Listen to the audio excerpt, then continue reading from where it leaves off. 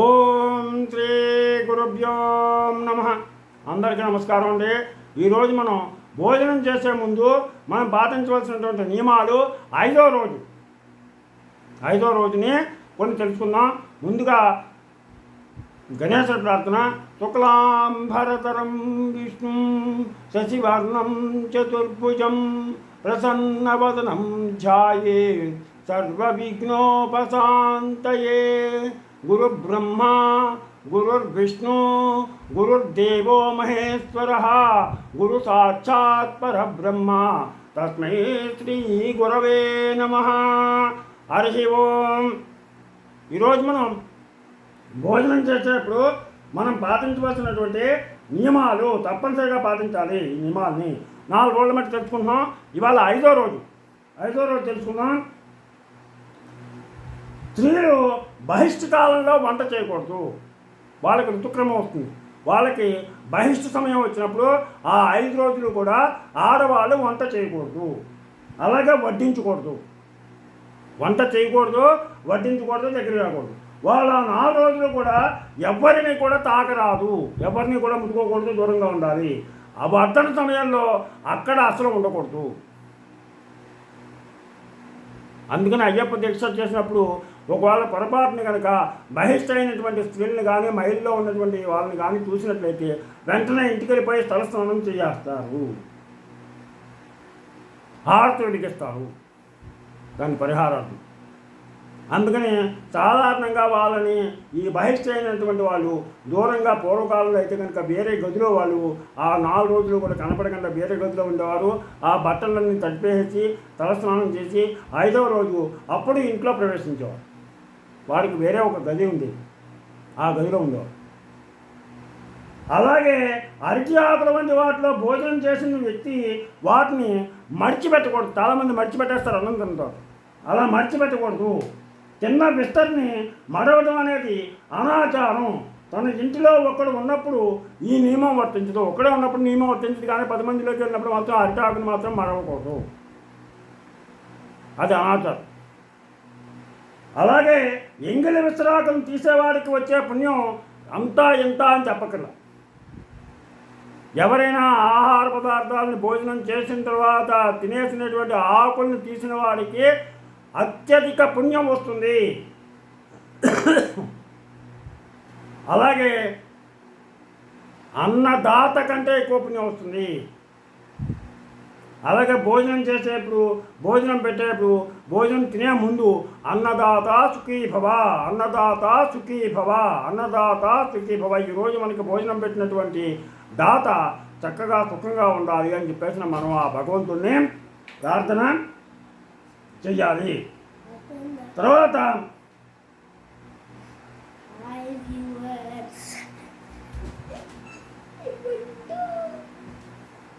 జగద్గురువు అయినటువంటి శ్రీకృష్ణుడు కూడా ధర్మరాజు చేసినటువంటి రాజసూయాగంలో లక్షలాది మంది తిన్నటువంటి ఎంగిలి ఆకులు ఎత్తాడని చెప్పేసి మనకు మహాభారతం తెలియజేస్తుంది. అందుకని ఆ ఆకులను తీయడం వల్ల అంత పుణ్యం ఉంది. అలాగే భోజనం అయ్యాక 2 చేతులు కాళ్ళు కూడా కడుక్కోవాలి. అవకాశం లేనప్పుడు 2 చేతులైనా సరే తప్పకుండా కడుక్కోవాలి. నోటితో నీళ్లు పుక్కిలి తుమ్మేయాలి. చేతులు కడుక్కోవాలి. అవకాశం లేనప్పుడు కాళ్ళు మానేసిన నోట్లో నీళ్లు పోసుకుని పుక్కిలించి ఉమ్మేయాలి. తర్వాత భోజనం అయ్యాక నేలను లేదా బల్లను శుద్ధి అంటే మెతుకులు తీసేసి తిన్న చోట తడిగుడ్డతో శుభ్రం చేయాలి. ఆ చేసిన తర్వాతే వేరే వాళ్ళకి అక్కడ భోజనం పెట్టాలి. అలా శుభ్రం చేయకుండా, అలా తడిగుడ్డతో తురవకుండా వాళ్ళకి మిగతా వేరే వాళ్ళకి మళ్ళీ భోజనం చేసిన చోట మళ్ళీ వేరే వాళ్ళకి భోజనం పెట్టకూడదు. ఇప్పటికీ సదాచారాలు పాటించేటువంటి కొందరు ఇళ్లలో గోమయం లేదా పసుపు నీళ్లు చల్లి మరీ శుద్ధి చేస్తారు. ఇదివరకు పూర్వకాలంలో అయితే కనుక గోవు పేడతోటి ఆ పేడను నెలలో కలిపి ఆ నీళ్ళని శుద్ధి చేసేవారు. అలాగే పసుపు నీళ్ళు లేకపోతే గోమయం లేకపోతే కనుక పసుపు నీళ్ళతో శుద్ధి చేసేవారు. స్నానం చేసి మాత్రమే వంట చేయాలి. స్నానం చేయకుండా వంట చేయకూడదు.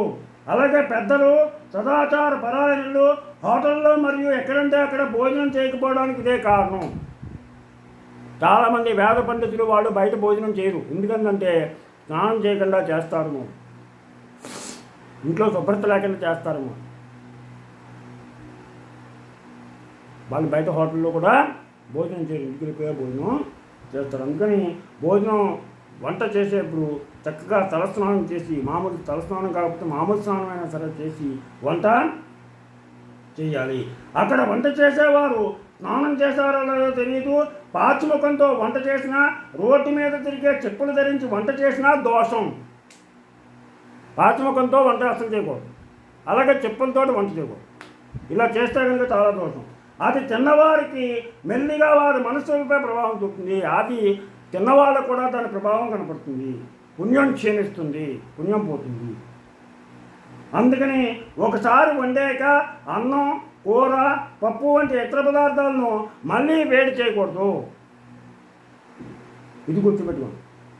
దాన్ని అలా చేసినట్లయితే కనుక ద్విపాక దోషం వస్తుంది, రెండోసారి వండినటువంటి దోషం వస్తుంది. అలాగే ఆడవారు గాజులు ధరించకుండా భోజనం చేయరాదు, చేతికి గాజులు ఉండాలి ఆడవాళ్ళు. అలాగే వడ్డించేటప్పుడు